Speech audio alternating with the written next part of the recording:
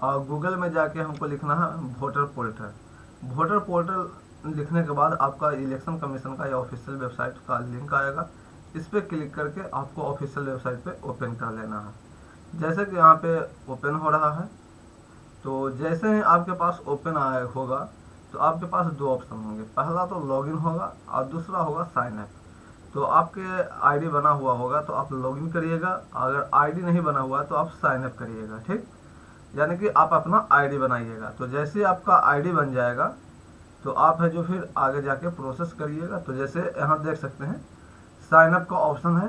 ये sign up के option में आपको आईडी बनाने के लिए मोबाइल नंबर डालना होगा, एक ईमेल आईडी, फिर कैप्चा। उसके बाद आपको आ जाएगा यहाँ पे कंटिन्यू करिएगा तो एक ओटीपी आएगा, ओटीपी डाल के आपको वेरीफाई करिएगा, आपका आईडी बन जाएगा, ठीक। फिर इसी मोबाइल नंबर को यूज करके आप लॉगिन करिएगा। लॉगिन पाइएगा, यहाँ पे अपना मोबाइल नंबर डालिएगा, फिर कैप्चा डालिएगा, ओटीपी आएगा, फिर आप लॉगिन कर सकते हैं, ठीक। तो पहले मैं यहाँ पे लॉगिन कर लेता हूँ।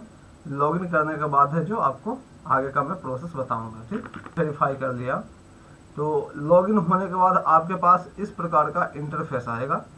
तो यहाँ पे कुछ नहीं करना, अब आपको नया बनाना है या पहले से बने हुए वोटर कार्ड में सुधार करना है, उसके अनुसार आपको काम करना होगा। तो नया बनाना है तो यहाँ पे न्यू वोटर रजिस्ट्रेशन पे आना है और यहाँ पे फॉर्म नंबर 6 लिखा हुआ है, इस पर क्लिक करना है, ठीक। और दूसरा क्या है, करेक्शन ऑफ एंट्रीज करके लिखा हुआ है यहाँ पे। तो इसके लिए आपको क्या करना है, जब आपको वोटर कार्ड पहले से बना हुआ है उसमें सुधार करना है तो आपको इस फॉर्म को भरना होगा। तो फॉर्म नंबर 8 को उपयोग करेंगे। तो हम यहाँ पे करेक्शन करने वाले हैं, इसलिए हम फॉर्म नंबर 8 का यूज करेंगे, ठीक। तो फॉर्म नंबर 8 पे जैसे क्लिक करिएगा तो आपके पास आएगा सेल्फ या अदर इलेक्टर। अगर खुद का कर रहे हैं यानी कि जिनका आईडी है वो खुद का कर रहे हैं तो ये वाला सिलेक्ट करिएगा, किन्हीं और का कर रहे हैं तो अदर इलेक्टर सेलेक्ट करिएगा। उसके बाद यहाँ पे ईपिक नंबर डालना है, तो ईपिक नंबर डाल लीजिए जिनका भी आपको करना है।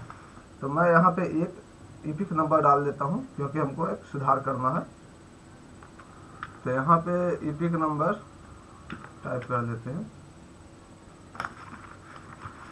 मेरे को डेट ऑफ बर्थ सुधार करना है ना एक। तो ईपिक नंबर हो गया आपका FQ।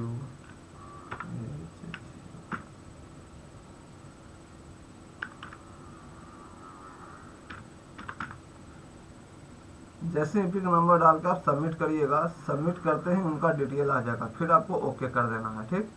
फिर यहाँ पे पूछा जा रहा है आपको एप्लीकेशन फॉर शिफ्टिंग रेजिस्टेंस। आप अपना है जो जैसे निवास अभी यहाँ कर रहे हैं, यहाँ से कहीं और आप जा रहे हैं तो उसके लिए आपका एड्रेस चेंज करना है, तो ये वाला ऑप्शन सेलेक्ट करना है। Correction of entries in existing electoral, अगर पहले से जो इलेक्टोरल है उसमें कुछ सुधार करना है तो आपको ये वाला ऑप्शन सेलेक्ट करना है। तो मैं इसी ऑप्शन को सेलेक्ट करूँगा क्योंकि मेरे पास पहले से जो वोटर कार्ड है उसी में जो थोड़ा मिस्टेक है, कुछ गलत है नाम वगैरह में, उसको मैं सुधार करूँगा। और issue of replacement EPIC without correction, जैसे मान लीजिए इपिक नंबर जो पहले से है वोटर कार्ड नंबर उसको आप चाह रहे हैं कि चेंज करना है लेकिन कोई करेक्शन नहीं करना, मेरा जो भी डिटेल है वो सेम रहे, तो आपको इस ऑप्शन को सिलेक्ट करना होगा।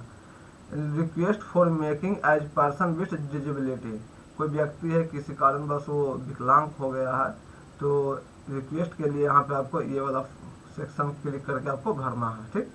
तो चलिए मैं अपना सिलेक्ट कर लिया हूँ, अब ओके कर। तो अब देखिए उनका डिटेल यहाँ पे आ चुका है, जो भी मेन डिटेल है आपका आ चुका है। अब देखिए मेरे को जो सुधार करना है यहाँ पे आके नीचे सेलेक्ट कर लेना है। Application for correction entries existing electoral करके एक ऑप्शन आएगा, यहाँ पे नीचे आइएगा। अगर नाम सुधार करना है तो नाम में टिक करिएगा, जेंडर तो gender, date of birth, age, relation, जो भी आपको सुधार करना होगा उसमें आके टिक करना है। तो हमको डेट ऑफ बर्थ सुधारना है तो हम यहाँ पे डेट ऑफ बर्थ में आ गए हैं, ठीक। और यहाँ पे डेट ऑफ बर्थ लिखना है, तो जैसे कि जो भी मेरे को डेट ऑफ बर्थ लिखना था मैं यहाँ पे डाल दिया हूँ। अब उसके बाद यहाँ पे एक सपोर्टिंग डॉक्यूमेंट्स अपलोड करना है, तो मैं यहाँ पे आधार कार्ड दे देता हूँ, ठीक। तो यहाँ सपोर्टिंग डॉक्यूमेंट्स के रूप में आधार कार्ड मैं यहाँ पे अपलोड कर रहा हूँ। अपलोड हो गया है, मैं एक बार चेक कर लेता हूँ। तो ये जो डिटेल मैंने डाल दिया, फिर इसके बाद नेक्स्ट करूँगा। जब तक नेक्स्ट नहीं करिएगा यहाँ पे लिखने के लिए नहीं आएगा। जैसे हम यहाँ पे लिख लिए कौन सा स्थान से हम यहाँ पे अप्लाई कर रहे थे, इसको लिखना जरूरी होता है। उसके बाद नेक्स्ट करेंगे, फिर देखिए यहाँ पे कैप्चा आ गया भरने के लिए, ठीक, कैप्चा डाल देना है, फिर कुछ नहीं करना है आपको। यहाँ पे थोड़ा सस्पेंस आ रहा है, MR2 है, हमारे हिसाब से MR2 लिखा गया है।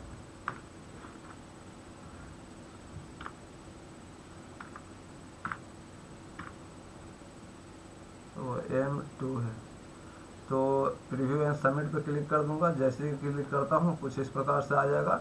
इसको कह रहा है ई साइन करने या सबमिट करने, तो हम इसको करेंगे सीधे सबमिट, ई साइन सबमिट पे कर देंगे। यस जैसे करेंगे मेरे को आधार नंबर पे एक OTP आएगा, ठीक है।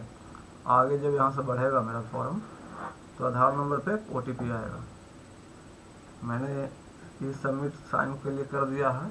अब देखते हैं क्या यहाँ पे प्रोसेस हो रहा है। तो ये चला जाएगा हमारे आधार ऑथेंटिकेशन पे। यहाँ पे आधार नंबर डालना होगा, जिनका भी आप कर रहे हैं उनका आधार नंबर, उसके बाद जो OTP आएगा उसको डाल के आगे ओके कर देना है, ठीक। तो चलिए मैं आगे इस प्रोसेस को आगे कर देता हूँ। तो क्लिक ऑटोमेटिक यहाँ ग्रीन टिक लग गया। अब व्यू डॉक्यूमेंट्स इन्फॉर्मेशन देखना चाहते हैं तो देख सकते हैं, अदरवाइज आप सबमिट मार सकते हैं। तो यहाँ पे मैंने सबमिट मार दिया है। अब है जो ऑटोमेटिक ये है जो मेरा चला गया है इलेक्शन कमीशन ऑफ इंडिया के पास सुधार होने के लिए। कुछ दिनों के बाद ही ये है जो पूरे की तरह से मेरा सुधार होके जो वेरीफाई होके आ जाएगा। आपके सामने एक इस प्रकार का नंबर मिलेगा, इस नंबर को आपको नोट कर लेना है, क्योंकि इसी नंबर के द्वारा आप है जो इस एप्लीकेशन को ट्रैक कर सकते हैं, ठीक। तो ट्रैक करने के लिए वही नंबर आपके लिए पर्याप्त है। तो जानकारी अच्छी लगी तो वीडियो को लाइक कीजिएगा, चैनल को